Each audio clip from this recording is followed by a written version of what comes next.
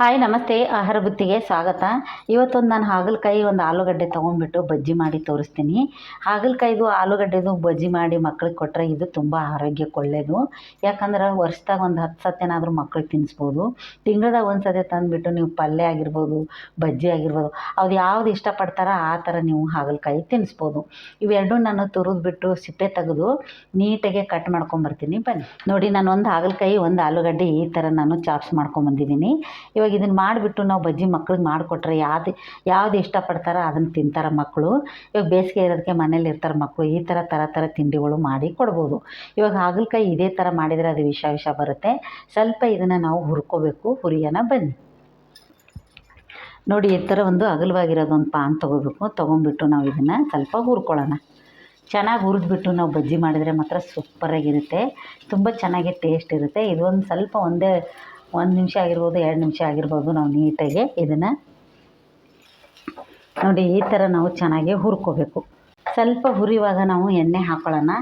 ಜಾಸ್ತಿ ಏನು ಕಪ್ಪಾಗೋ ಗಂಟ ಹುರಿಬಾರ್ದು, ಕಹಿ ಇರುತ್ತೆ ಇದು. ಅದಕ್ಕಂತೆ ನಾವು ಈ ಸಲ ಹುರ್ಕೋಬೇಕು. ನೋಡಿ ಈ ಥರ ನಾವು ಹುರ್ಕೋಬೇಕು. ಈ ಹಾಗಲಕಾಯಿ ಅಂದರೆ ತುಂಬ ಒಳ್ಳೆಯದು ಆರೋಗ್ಯಕ್ಕೆ ಮಾತ್ರ. ಶುಗರು BP ಇರೋರಿಗಂತರ ನೀವು ಡೈಲಿ ಕೊಟ್ಟರು ಪರವಾಗಿಲ್ಲ, ಅಷ್ಟು ಚೆನ್ನಾಗಿರುತ್ತೆ ಇದು. ಈ ಥರ ಹುರಿದಾದರೂ ಕೊಡ್ಬೋದು, ಪಲ್ಯ ಆದರೂ ಮಾಡಿಕೊಡ್ಬೋದು. ಇಲ್ಲ ಅಂದರೆ ಬಜ್ಜಿ ತಿನ್ನೋರು ಅವ್ರಿಗೆ ಬಜ್ಜಿ ಥರನೂ ಮಾಡಿ ಕೊಡ್ಬೋದು. ಇವಾಗ ನನ್ನ ಮಕ್ಕಳೆಲ್ಲ ಹಾಗಲಕಾಯಿ ಅಂದ್ರೇ ತಿನ್ನಲ್ಲ, ಅದಕ್ಕೋಸ್ಕರ ನಾನು ಬಜ್ಜಿ ಮಾಡಿ ಕೊಡೋಣ ಅಂಥೇಳಿ ಹುರಿತಾಯಿದ್ದೀನಿ. ನೀವು ಮಕ್ಕಳು ಯಾರು ಹಾಗಲಕಾಯಿ ತಿನ್ನಲ್ಲ ಅವ್ರಿಗೆ ಈ ಥರ ಮಾಡಿ ನೀವು ಕೊಡ್ಬೋದು. ಆಲೂಗಡ್ಡೆ ಅಂದರೆ ಎಲ್ಲರೂ ಇಷ್ಟಪಡ್ತಾರೆ ಮಕ್ಳಿಗೆ ಆಲೂಗಡ್ಡೆ ತೋರಿಸಿ ಈ ಥರ ಹಾಗಲಕಾಯಿದು ಬಜ್ಜಿ ಮಾಡಿ ಕೊಡ್ಬೋದು ನಾವು. ಇವಾಗ ರೆಡಿಯಾಗಿದೆ. ಇದು ತೆಗೆದುಬಿಟ್ಟು ನಾನು ಇವಾಗ ಹಿಟ್ಟು ಕಲಸೋದು ತೋರಿಸ್ತೀನಿ. ಅಗಲವಾಗಿರೋದೊಂದು ಬಟ್ಲು ಇಟ್ಕೋಬೇಕು. ನಾನು 3/4 ಬಟ್ಲು ಹಿಟ್ಟಷ್ಟು ತೊಗೊಂಡು ನಾನು ಇವಾಗ ಕಲಿಸ್ತಾ ಇದ್ದೀನಿ. ಈ ಹಿಟ್ಟಿಗೆ ಇವಾಗ ನಾವು 1 ಸ್ಪೂನ್ ಆಗಷ್ಟು ನಾವು ಜೀರಿಗೆ ಹಾಕ್ಕೊಳ್ಳೋಣ. 1 ಸ್ಪೂನ್ ಆಗಷ್ಟು ನಾನು ಅಜ್ವಾನ ಹಾಕ್ತಾಯಿದ್ದೀನಿ. ಅಜ್ವಾನ ಹಾಕೋದ್ರಿಂದ ತುಂಬ ಒಳ್ಳೆಯದು. ನೋಡಿ, ಸ್ವಲ್ಪ ಒಂದು ಅರ್ಧ ಸ್ಪೂನಷ್ಟು ನಾನು ಉಪ್ಪು ಹಾಕ್ಕೊತಾ ಇದ್ದೀನಿ. ಯಾಕಂದರೆ ಒಬ್ಬೊಬ್ರು ಉಪ್ಪು ಕಡಿಮೆ ತಿಂತಾರೆ. ಕಡಿಮೆ ಆದರೆ ನಾವು ಉಪ್ಪು ಬೇಕಾದ್ರೆ ಸೇವಿಸ್ಬೋದು, ಇಲ್ಲ ಅಂದರೆ ಜಾಸ್ತಿ ಆದರೆ ನಾವು ಏನೂ ಮಾಡೋಕ್ಕಾಗಲ್ಲ. ಇವಾಗ ಸ್ವಲ್ಪ ನಾನು ಕೊತ್ತಂಬರಿ ಸೊಪ್ಪು ಹಾಕ್ಕೊತಾ ಇದ್ದೀನಿ, ಸ್ವಲ್ಪ ಪುದೀನ, ಸ್ವಲ್ಪ ಕರಿಬೇವು ಸೊಪ್ಪು ಹಾಕಿಬಿಟ್ಟು ನಾವು ಇದನ್ನು ಮಿಕ್ಸ್ ಮಾಡೋಣ ಚೆನ್ನಾಗಿ. ಇವಾಗ 1 ಸ್ಪೂನ್ ಆಗಷ್ಟು ನಾನು ಚಿಲ್ಲಿ ಪೌಡ್ರ್ ಹಾಕ್ಕೊತೀನಿ. ಮಕ್ಕಳು ಖಾರ ತಿನ್ನಲ್ಲ ಅಂದ್ರೆ ನೀವು ಸ್ಕಿಪ್ ಮಾಡ್ಕೋಬೋದು. ಇಲ್ಲ ಖಾರ ಇದನ್ನು ಚಿಲ್ಲಿ ಪೌಡ್ರ್ ಹಾಕಿದ್ರೇ ಸೂಪರಾಗಿ ಚೆನ್ನಾಗಿ ಟೇಸ್ಟ್ ಬರೋದು. ಅದಕ್ಕಂತೆ ನಾವು ಹಾಕೋದು ಇದನ್ನು. ಇವಾಗ ಒಂದು ಅರ್ಧ ಸ್ಪೂನಷ್ಟು ನಾನು ಅಡುಗೆ ಸೋಡಾ ಹಾಕ್ಕೋತೀನಿ. ಬನ್ನಿ,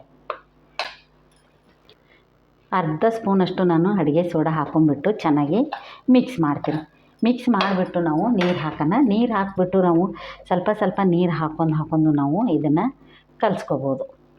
ನೋಡಿ, ನೀರು ನೋಡಿ ಹಾಕ್ಕೊಳ್ಳಿ, ಯಾಕಂದ್ರೆ ಜಾಸ್ತಿ ಹಾಕ್ಕೊಳಕ್ಕೆ ಹೋಗಬೇಡಿ. ತುಂಬ ತೆಳ್ಳಗಾದ್ರೂ ಅಷ್ಟು ಚೆನ್ನಾಗಿ ಬರೋದಿಲ್ಲ ಬಜ್ಜಿ.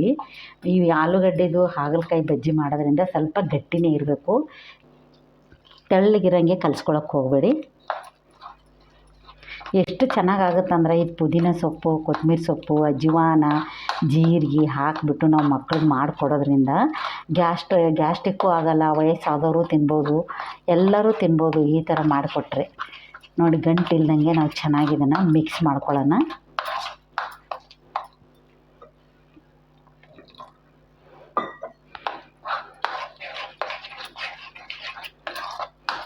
ಇನ್ನೊಂದು ಸ್ವಲ್ಪ ನಾನು ನೀರು ಹಾಕ್ಕೊತೀನಿ.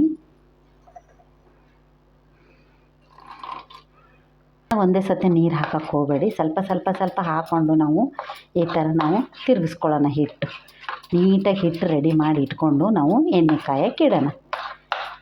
ಇದರಲ್ಲಿ ಡಿಪ್ ಮಾಡಿ ನೀವು ಹಾಗಲಕಾಯಿ ಆಲೂಗಡ್ಡೆ ಹಾಕಿ ಮಕ್ಳಿಗೆ ಗೊತ್ತೇ ಆಗೋಲ್ಲ, ಆಲೂಗಡ್ಡೆ ಅಂತ ತೋರಿಸ್ಬಿಟ್ಟು ಹಾಗಲಕಾಯಿ ಬಜ್ಜಿನೂ ಮಾಡಿಕೊಡ್ಬೋದು. ತುಂಬ ಚೆನ್ನಾಗಿರುತ್ತೆ, ತುಂಬ ಟೇಸ್ಟ್ ಸಖತ್ತಾಗಿರುತ್ತೆ. ಒಂದು ಸತಿ ನೀವು ಮನೇಲಿರೋ ಐಟಮ್ಸಲ್ಲೇ ನೀವು ಈ ಥರ ಟ್ರೈ ಮಾಡಿ ನೋಡಿ, ಸಖತ್ತಾಗಿರುತ್ತೆ. ಇವಾಗ ನಾವು ಇದನ್ನು ರೆಡಿ ಮಾಡಿರೋದಾಯಿತು, ಎಣ್ಣೆ ಕಾಯಕ್ಕಿಡೋಣ. ಬನ್ನಿ. ನೋಡಿ, ಇವಾಗ ಎಣ್ಣೆ ಕಾಯ್ದಿದೆ. ಇದರಲ್ಲಿ ನಾನು ಇವಾಗ ಹಾಗಲಕಾಯಿ ಡಿಪ್ ಮಾಡಿ ನಾನು ಹಾಕ್ತಾಯಿದ್ದೀನಿ. ಒಂದು 4 ಹಾಗಲಕಾಯಿ ಇಟ್ಕೊಂಡಿದ್ದೀನಿ, ಒಂದು 4 ಆಲೂಗಡ್ಡೆ ಇಟ್ಕೊತೀನಿ. ಇವೆಲ್ಲ ಡಿಪ್ ಮಾಡಿ ಮಕ್ಳಿಗೆ ತೋರಿಸಿದ್ರೆ ಹಾಗಲಕಾಯಿ ಅಂತ ಅವಕ್ಕೆ ಗೊತ್ತೇ ಆಗೋಲ್ಲ. ಈ ಥರನೂ ಮಕ್ಕಳಿಗೆ ಮಾಡಿ ನಾವು ಕೊಡ್ಬೋದು. ಇವಾಗ ನೋಡಿ, ಈ ಥರ ನಾವು ಹೆಜ್ಜೆ ಪುದೀನ, ಕೊತ್ತಂಬರಿ ಸೊಪ್ಪು ಎಲ್ಲ ಹಾಕಿರೋದಕ್ಕೆ ತುಂಬ ಚೆನ್ನಾಗಿರುತ್ತೆ. ನೋಡಿ, ಹಿಂಗೆ ನಾವು ಬಿಟ್ಕೋಬೇಕು. ಇದರಲ್ಲಿ ಹಾಗಲಕಾಯಿ ಹಾಕ್ಯಾರಂತೆ ಗೊತ್ತಾಗಲ್ಲ ಮಕ್ಕಳಿಗೆ, ಅಷ್ಟು ಚೆನ್ನಾಗಿರುತ್ತೆ ಇದು. ಟೇಸ್ಟ್ ಮಾತ್ರ ಸಖತ್ತಾಗಿರುತ್ತೆ. ಶುಗರ್ ಬಿ ಪಿ ಇರೋರಿಗಂತೂ ಹಾಗಲಕಾಯಿ ಕೊಡೋದ್ರಿಂದ ಅವ್ರ ಆರೋಗ್ಯ ಮಾತ್ರ ತುಂಬ ಚೆನ್ನಾಗಿರುತ್ತೆ. ಹಿಟ್ಟು ಯಾವತ್ತೂ ಸ್ವಲ್ಪ ತೆಳ್ಳಗೆ ಮಾಡ್ಕೊಳಕ್ಕೆ ಹೋಗಬೇಡಿ. ಇದೇ ಥರ ನಾನು ಹೇಗೆ ಕಲಿಸಿದ್ನಲ್ಲ ಇದೇ ಥರ ಕಲಿಸ್ಬಿಟ್ಟು ನೀವು ಹಾಕ್ಬೋದು. ಇದ್ರ ಜೊತೆಗೆ ನೀವು ಪುದೀನ ಚಟ್ನಿ ಆಗಿರ್ಬೋದು, ಕಾಯಿ ಚಟ್ನಿ ಆಗಿರ್ಬೋದು. ನೋಡಿ ಇವಾಗ ನಾನು ತಿರುವಾಗ್ತಾಯಿದ್ದೀನಿ. ನೋಡಿ ಹಾಗಲಕಾಯ್ದಂತೂ ಸೂಪರಾಗಿ ಆಗಿದ್ದಾವೆ. ಈ ಥರ ಹಾಗಲಕಾಯಿ ಮಾಡೈತಂತೆ ಗೊತ್ತಾಗಲ್ಲ. ಒಂದು ಸತಿ ನೀವು ಟೇಸ್ಟ್ ಈ ಥರ ಮಾಡಿ ತಿಂದ್ಬಿಟ್ಟು ನನಗೆ ಕಮೆಂಟಲ್ಲಿ ನೀವು ಹೇಳ್ಬೋದು. ಅಷ್ಟು ಚೆನ್ನಾಗಾಗುತ್ತೆ ಈಗ ಟೇಸ್ಟ್ ಮಾತ್ರ.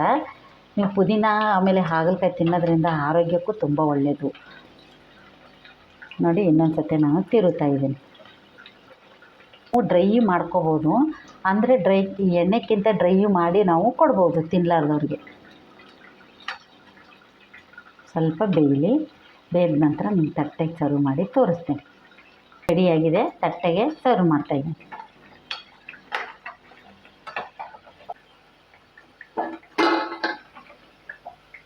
ಕ್ರಿಸ್ಪಿಯಾಗಿ ಸಖತ್ತಾಗಿರುತ್ತೆ. ಇವಾಗ ಇನ್ನೊಂದು ಟ್ರಿಪ್ಪು ನಾನು ಹಾಕ್ತಾಯಿದ್ದೀನಿ.